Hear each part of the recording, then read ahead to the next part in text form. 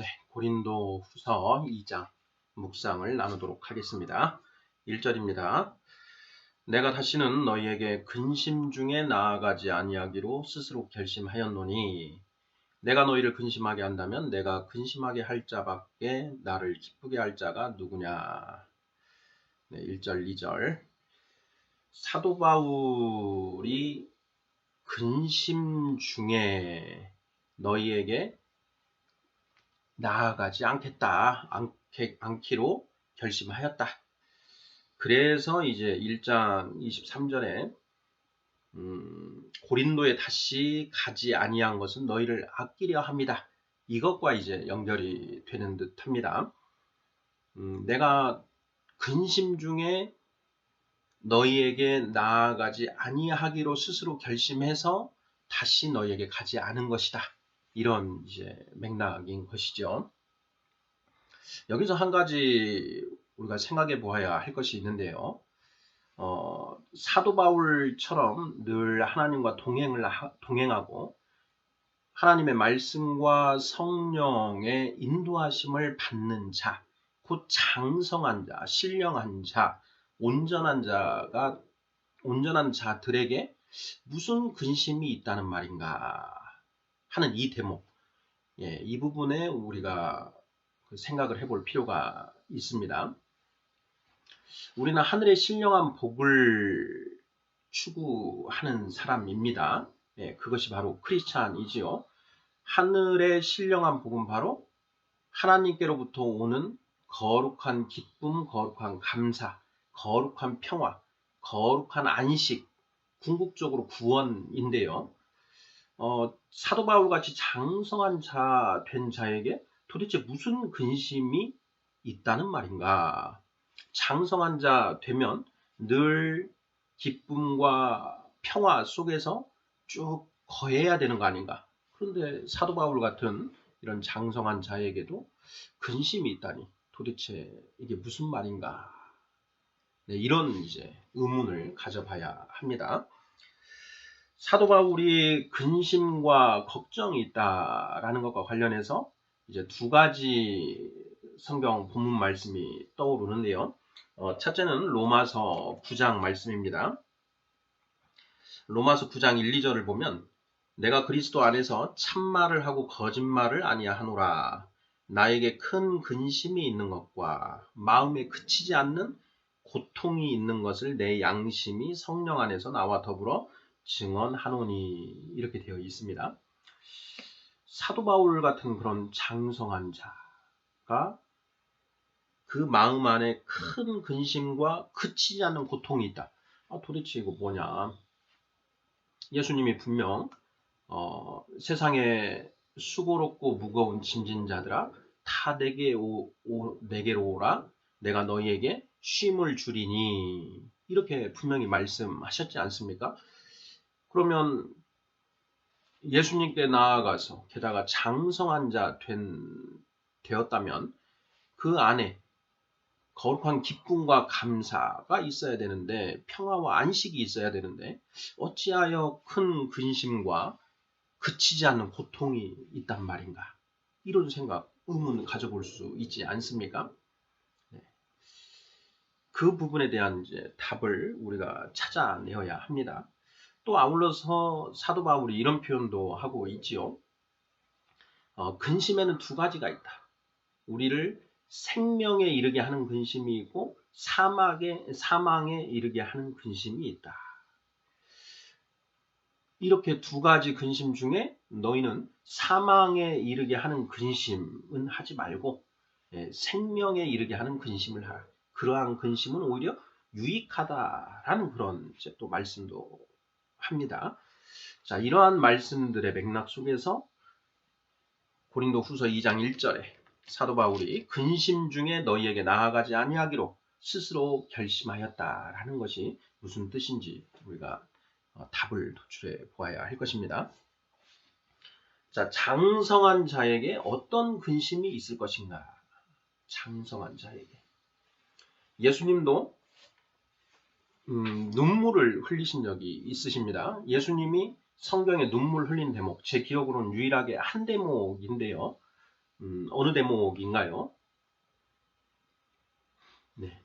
나사로가 죽어서 그 죽은 나사로를 애통해 하는 그 마리아와 또 그 나사로의 친인척들을 보면서 예수님이 눈물을 흘리시는 대목이 있습니다. 예수님이 눈물을 흘리신 대목이 제 기억으로는 지금 유일하게 그거 하나가 떠오르는데요. 예수님은 당연히 신령하신 분이고 장성하신 분이죠. 근데 그러한 분이 눈물을 흘리셨다. 그리고 예수님이 십자가를 지시고 골고다 언덕으로 가고 있을 때 예수님을 따르는 자들이 예수님의 그 고난을 보면서 눈물을 흘립니다. 그때 예수님이 그런 말씀을 하시죠. 너희가 나를 위하여 눈물을 흘리지 말고 너희와 너희 자녀들을 위하여 눈물을 흘리라. 이런 말씀도 하시는데요. 자, 그런 예수님이 겟세마네 동산에서 피가 땀이 피처럼 피땀을 흘리시면서 간구를 하시죠. 도대체 그러한 장성한 자, 높은 경지에 오르신 분, 최고의 경지에 오르신 분들이 왜 그러한 피땀을 흘리면서 기도를 하시는 것일까? 그러한 장성한 자들의 근심거리는 도대체 무엇인가? 우리를 사망이 아닌 생명에 이르게 하는 근심은 무엇인가 하는 것. 이 부분에 대한 답을 찾아야 되지요. 로마서 9장 3절에 사도 바울이 도대체 왜 무엇 때문에 큰 근심과 끊이지 않는 고통이 있는지 그 답이 나옵니다. 읽어보겠습니다. 로마서 9장 3절입니다. 곧 나의 형제 곧 고륙의 친척을 위하여 내 자신이 저주를 받아 그리스도에게서 끊어질지라도 원하는 바로라. 사도 바울의 큰 근심과 고통이 어디에 있느냐? 자신의 혈육된 유대인들이 예수를 그리스도로 받아들이지 못하고 그 저주의 사탄의 권세 하에서 허덕이고 있는 그 모습, 구원받지 못하는 그 모습을 보면서 사도 바울의 그 마음에 큰 근심과 끊이지 않는 고통이 있다라는 것입니다. 자, 예수님이 나사로의 죽음을 애통해 하는 그 마리아와 나사로의 친인척들을 보면서 비통하게 여기시고 눈물을 흘리십니다. 왜 흘리신 것인가요? 나사로가 불쌍해서 그랬나요? 아니죠.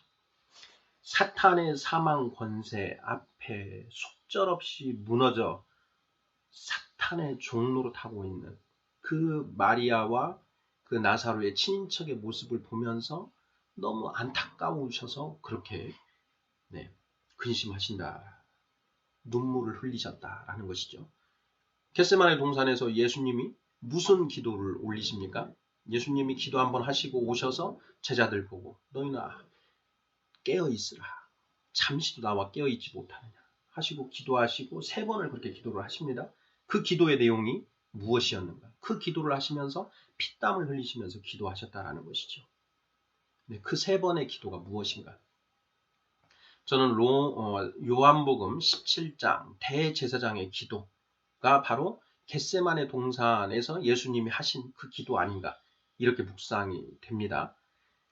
요한복음 17장의 대제사장의 기도, 예수님의 그 기도 내용을 보면 처음에 예수님 당신을 위한 기도 내용이 있고요. 그 다음에 예수님의 그 제자들, 12제자를 위한 기도 내용이 있고 마지막으로 3번째에서는 그 12제자를 통해서 예수님을 믿게 될 사람들을 위한 기도 내용으로 이렇게 크게 구성이 되어 있습니다.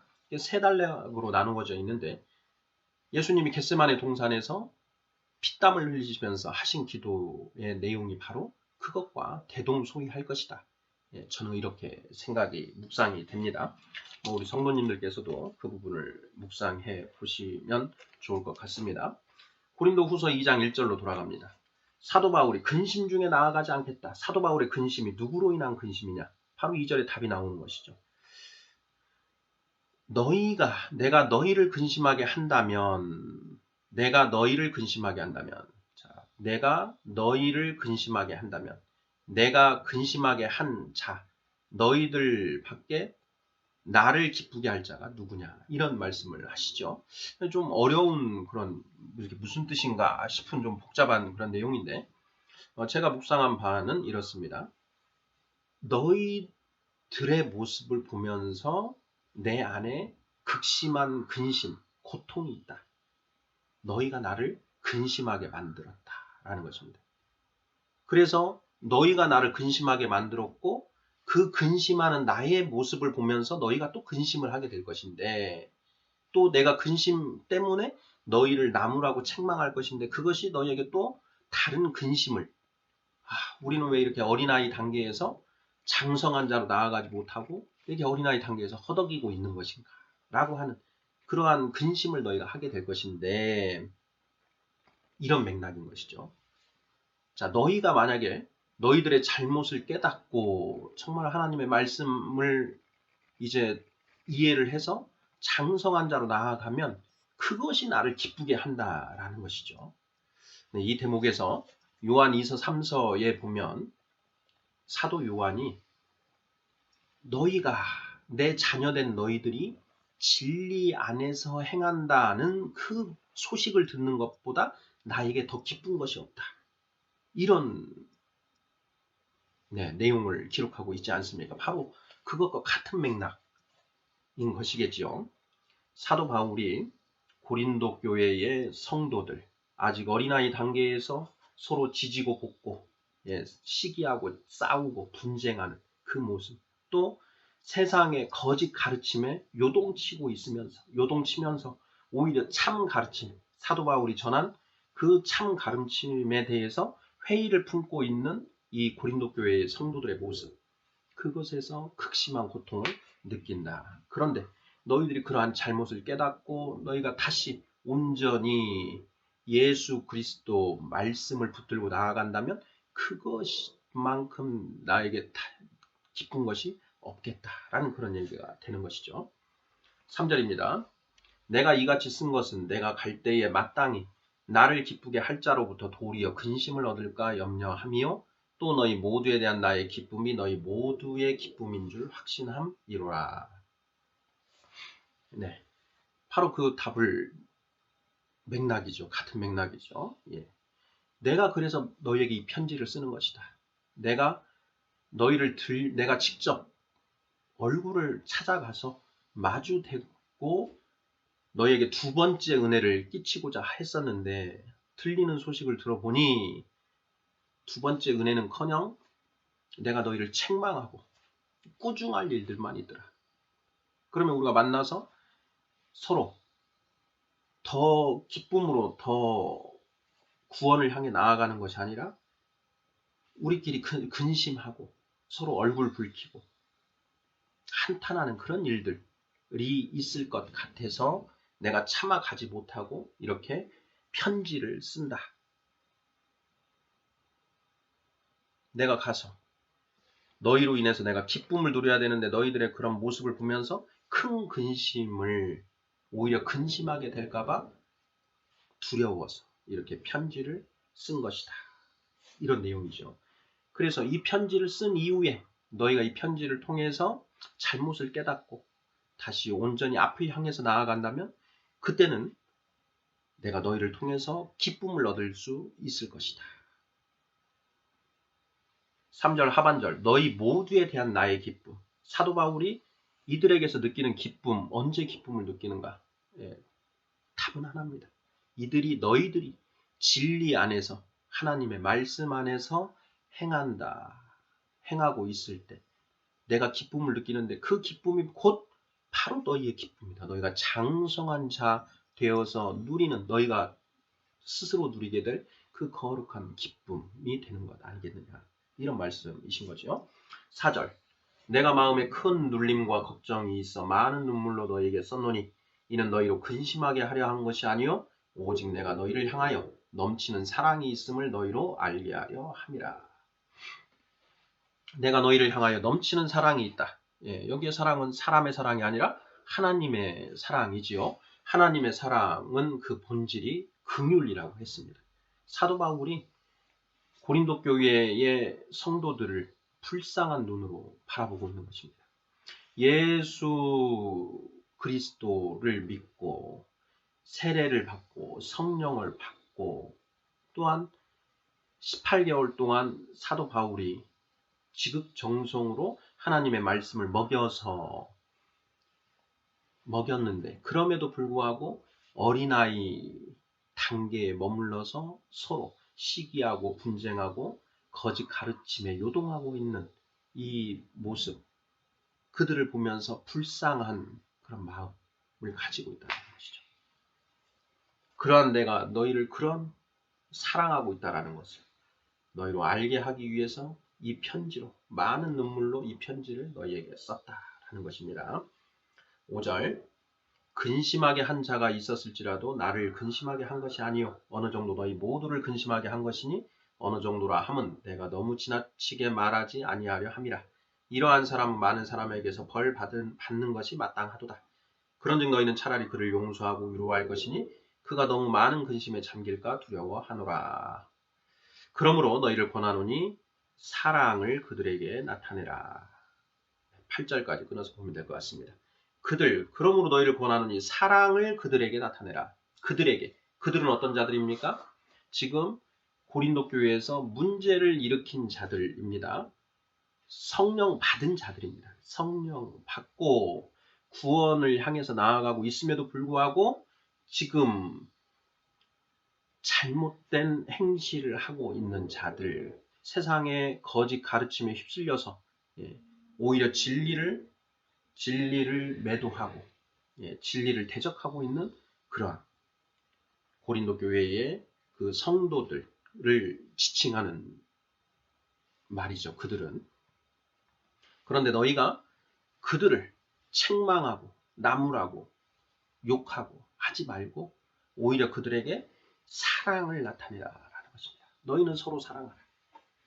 사랑을 나타내라. 어떻게 사랑을 나타낼 수 있는 것입니까? 아직 그들은 어린아이 단계에 있다는 것입니다. 어린아이, 아직도 세상의 죄의 습을 버리지 못하고 죄를 여전히 짓고 있는 그들을 불쌍히 여기고 용서하라, 품으라 하는 것이죠. 예수님이 최후의 만찬 때 너희는 서로 발을 씻겨주라. 내가 너희의 발을 씻겨준 것처럼 너희는 서로의 발을 씻겨주라. 이래 말씀하시죠. 발을 씻겨주라는 것이 무엇입니까? 씻음, 죄사함을 말하는 거죠. 너희가 그들의 죄를 용서해라 라는 그런 내용입니다. 5절에 근심하게 한 자가 있었을지라도 그 근심하게 한 자들은 6절에 많은 사람에게서 벌 받는 것이 마땅하다. 잘못한 사람들이 많은 사람들의 책망을 받고 지탄을 받을 것이다. 그 마땅하다. 그러니 오히려 너희는 그를 용서하고 위로하라. 그럴 수 있는 일 아니냐. 우리도 그런 과정을 겪어왔다. 나 사도 바울도 내가 어린아이 상태에 있어서 바나바와 싸우고 갈라진 적도 있었고 나도 그런 단계를 거쳐왔다라는 것입니다. 그런 어린아이 시절.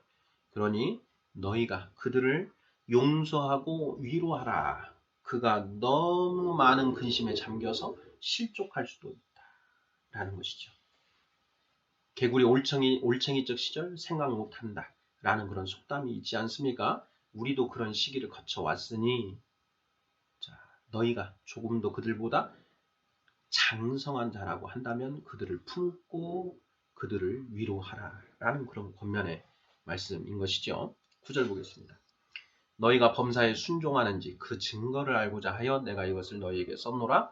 너희가 무슨 일에든지 누구를 용서하면 나도 그리하고 내가 만일 용서한 일이 있으면 용서한 그것은 너희를 위하여 그리스도 앞에서 한 것이니 이는 우리로 사탄에게 속지 않게 하려 함이라. 우리는 그 계책을 알지 못하는 바가 아니로라. 8절에 그러므로 너희를 권하노니 사랑을 그들에게 나타내라. 사랑을 나타내라는 것이 무슨 뜻인지 10절에 나와 있네요. 너희가 무슨 일에든지 누구를 용서하면 나도 그리하고 용서하라는 것입니다. 그들이 아직 어린아이 단계에 있어서 죄의 습, 온전히 끊지 못하고 그러한 행실을 한 것이니 너희가 그들을 불쌍히 여기고 그들의 잘못을 용서하라 하는 것입니다. 서로의 발을 씻겨 주어라. 너희가 용서하면 나도 용서할 것이다. 그리고 또 내가 용서한 일이 있다면, 내가 만일 용서한 일이 있다면 그것은 너희를 위해서 내가 용서를 한 것이다. 그리스도 앞에서 용서한 것이다.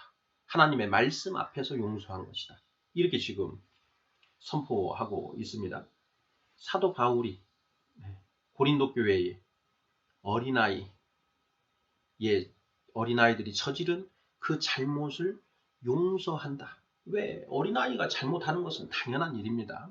어린아이가 실수하고 넘어지고 말썽 피우고 하는 것은 당연한 일이다. 그래서 내가 그리스도 앞에서 그들을 용서한 것이니 너희도 그들을 용서하라 하는 것입니다. 이는 우리로 사탄에게 속지 않게 하려 함이라. 사탄은 우리를 이간질시키는 자입니다. 참소하는 자죠. 사탄은 참소하는 자입니다. 요한계시록 12장에 사탄이 어떤 존재인지 명확하게 기록이 되어 있습니다. 요한계시록 12장을 확인해 보겠습니다. 10절입니다. 내가 또 들으니 하늘에 큰 음성이 있어 이르되 이제 우리 하나님의 구원과 능력과 나라와 또 그의 그리스도의 권세가 나타났으니 우리 형제들을 참소하던 자 곧 우리 하나님 앞에서 밤낮 참소하던 자가 쫓겨났고 이렇게 되어 있습니다. 사탄이 어떤 존재인가? 우리 형제들을 참소하던 자, 밤낮 하나님 앞에서 참소하던 자다라는 것입니다. 바로 이 사탄, 그 사탄의 계략은 하나님과 우리를 이간질시킬 뿐만 아니라 우리 성도와 성도를 이간질시키는 그런 자다. 그러한 사탄의 계책을 우리가 알고 있으니 그러한 사탄의 계책에 속지 말자라는 것입니다. 우리 성령 받은 자들은 모두 한 몸이고 한 몸입니다. 우리가 한 마음 한 뜻으로 나아가야 되는데 아직 우리 안에 원죄가 여전히 남아있죠. 내 생각과 가치를 기준으로 선악을 분별하다 보니 잘못된 행동을 하게 된다는 것이죠. 그것을 우리는 불쌍히 여기고 용서해야 된다는 것입니다. 함께 손잡고 하나님께 나아가는 것이죠. 내가 그 손을 잡을 수 있을 때 내가 성장한 것입니다. 하나님께 더욱더 가까이 나아간다라는 것이죠. 히브리서 12장 14절 너희는 모든 사람과 더불어 화평함과 거룩함을 따르라. 이것이 없이는 누구도 주를 만나지 못하느니라. 이렇게 되어 있습니다.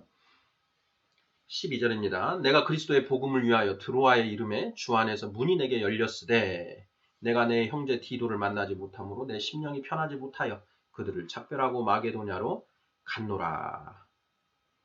항상 우리를 그리스도 안에서 이기게 하시고 우리로 말미암아 각처에서 그리스도를 아는 냄새를 나타내신 하나님께 감사하노라. 12, 13절 먼저 보시죠. 내가 그리스도의 복음을 위하여 복음을 전하기 위하여 드로아의 이름에 주 안에서 문이 내게 열렸다. 주 안에서 하나님의 말씀 안에서 그 문이 복음을 전할 문이 내게 열렸다. 그런데 내 형제 디도를 만나지 못했다. 드로아에서. 그래서 내 심령이 편하지 못했다. 그래서 그들을 작별하고 마게도냐로 갔다. 드로아에 갔다가 이제 마게도냐로 갔다라는 얘기죠. 사도 바울이 자신의 지금 그 일정 어떻게 움직였는지 그 과정을 간단하게 이제 그 소개를 하고 있는 것이고요. 14절 항상 우리를 그리스도 안에서 이기게 하시고 우리로 말미암아 각처에서 그리스도를 아는 냄새를 나타내시는 하나님께 감사하노라. 우리는 구원받은 자들에게나 망하는 자들에게나 하나님 앞에서 그리스도의 향기니 이 사람에게는 사망으로부터 사망에 이르는 냄새요 저 사람에게는 생명으로부터 생명에 이르는 냄새라. 누가 이 일을 감당하리요? 우리는 그리스도의 향기다. 그리스도 하나님의 말씀이지요. 하나님의 말씀을 풍기는 자들이다. 이런 거죠.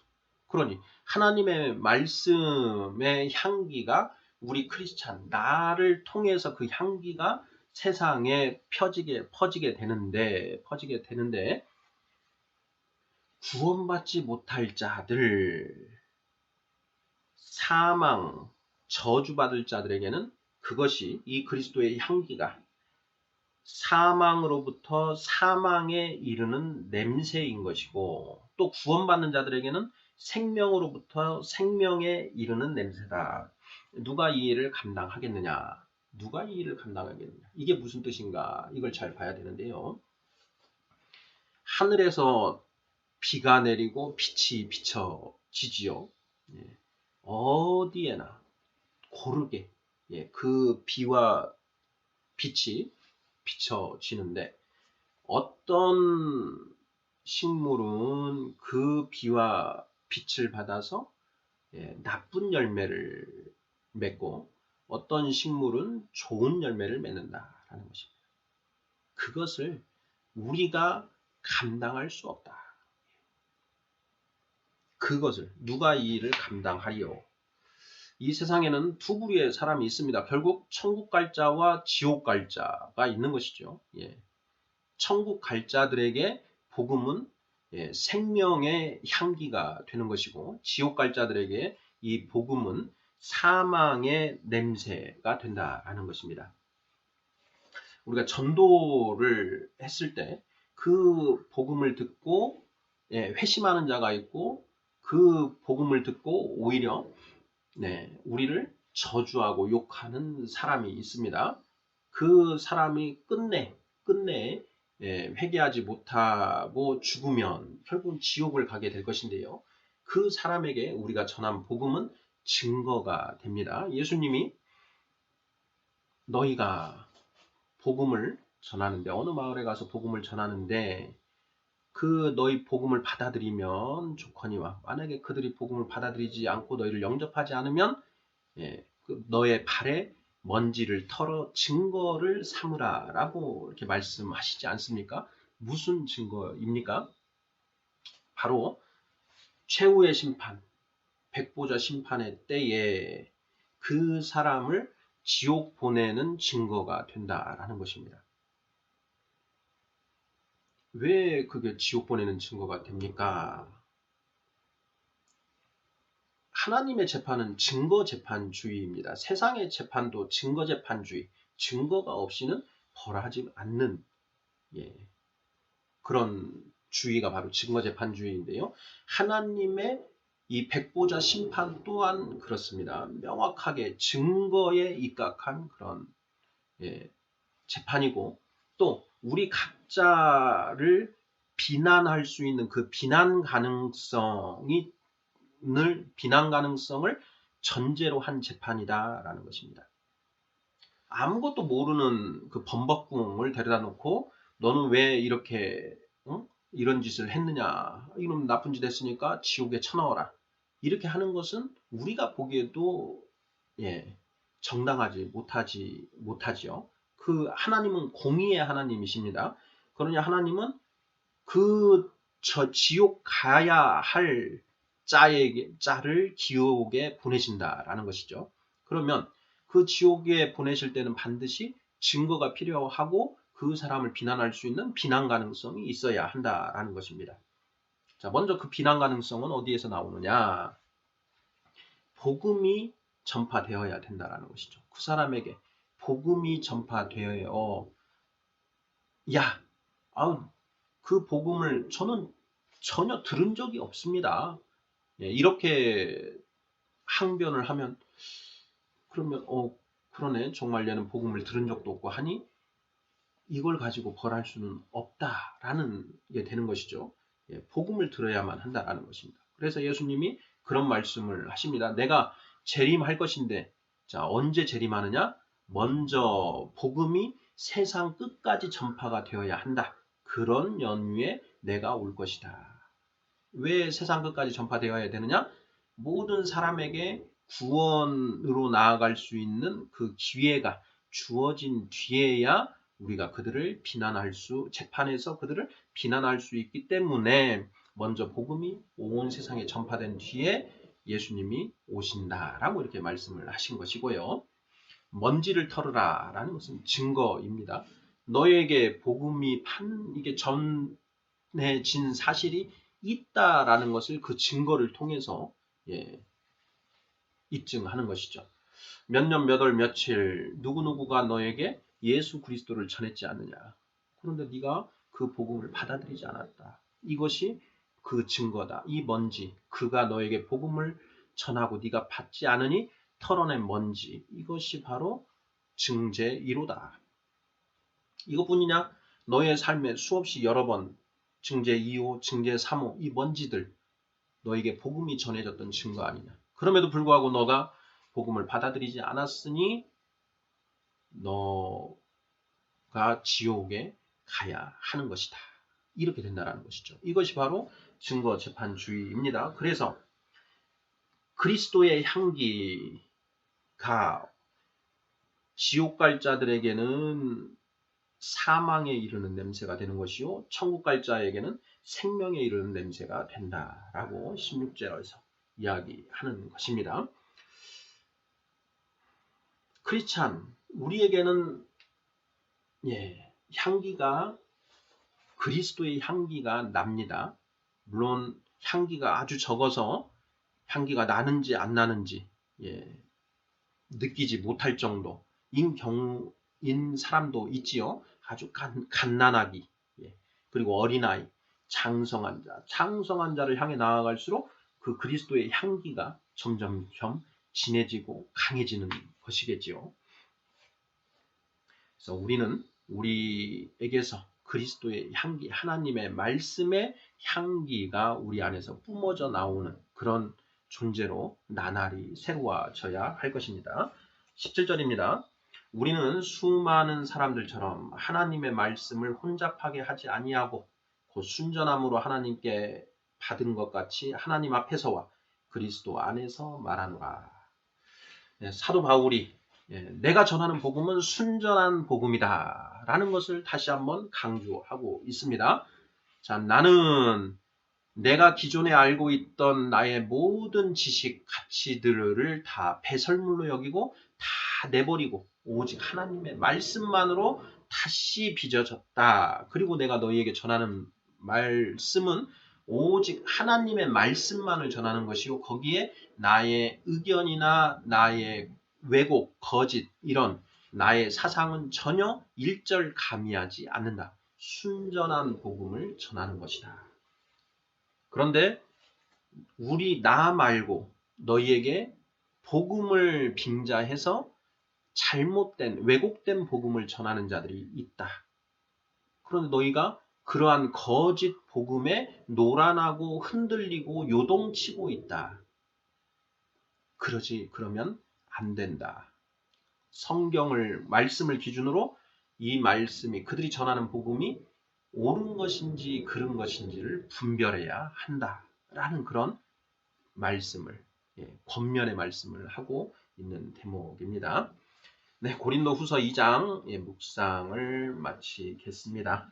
고린도 후서 2장 1절부터 4절까지 내가 근심을 가지고 너희에게 가지 않으려고 너희에게 가지 않았다. 너희가 선악을 옳게 분별해서 장성한 자로 나아가라. 진리 안에서 행하라.